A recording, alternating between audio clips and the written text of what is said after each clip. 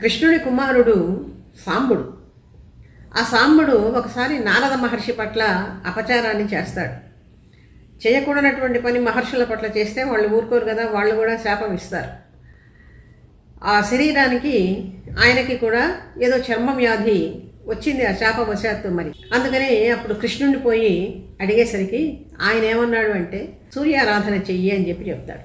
ఆ సాంబుడు, ఇప్పుడు కృష్ణుడి కుమారుడు సాంబుడు, సూర్యుడిని ప్రత్యక్ష సాక్షి అయినటువంటి ప్రాణప్రదాత అయినటువంటి ఆరోగ్యప్రదాత అయినటువంటి సూర్యుడిని ఆ విధంగా ఆరాధించాడు. ఆయన ఆరాధించి మొత్తానికి తన వ్యాధి నయమైంది. అప్పటికి ఆ 12 శ్లోకాలు ద్వాదశార్య స్తుతి అని చెప్పి లోకంలో చాలా సుప్రసిద్ధమైనటువంటిది. అసలు అవి గనక చదివితే ఎంత ఆశ్చర్యమో అంటే ఇన్ని రోగాలు సూర్యశక్తి వల్ల నయమవుతాయా అని చెప్పి మనం ఆశ్చర్యపోతాం.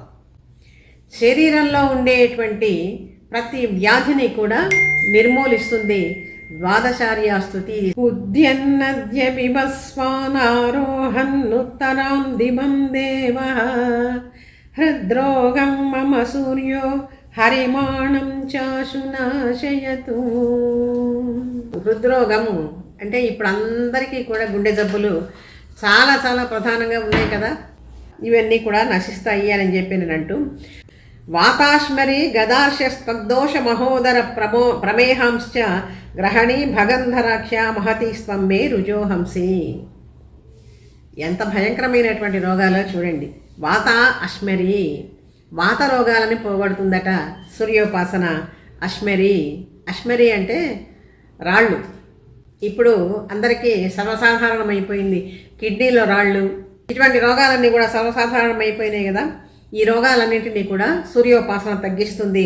త్వక్ దోషము, త్వక్ అంటే చర్మం, చర్మం మీద వచ్చేటువంటి వ్యాధులన్నీ కూడా సూర్యోపాసన వల్ల నశించిపోతాయి. మహోదర ప్రమేహాంశ్చ, ప్రమేహము అంటే మధుమేహము, డయాబెటీస్. ఇప్పుడు అందరికీ కూడా ఈ జబ్బుతోనే బాధపడుతూ ఉన్నారు, ఇది కూడా తగ్గిపోతుందట.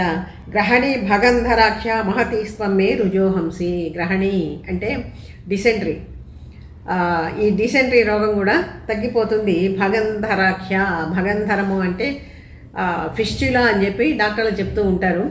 ఈ రోగాలన్నీ కూడా మహతి స్వం మే రుజోహంసి, ఇటువంటి రోగాలన్నీ కూడా నాశనం అవుతాయి.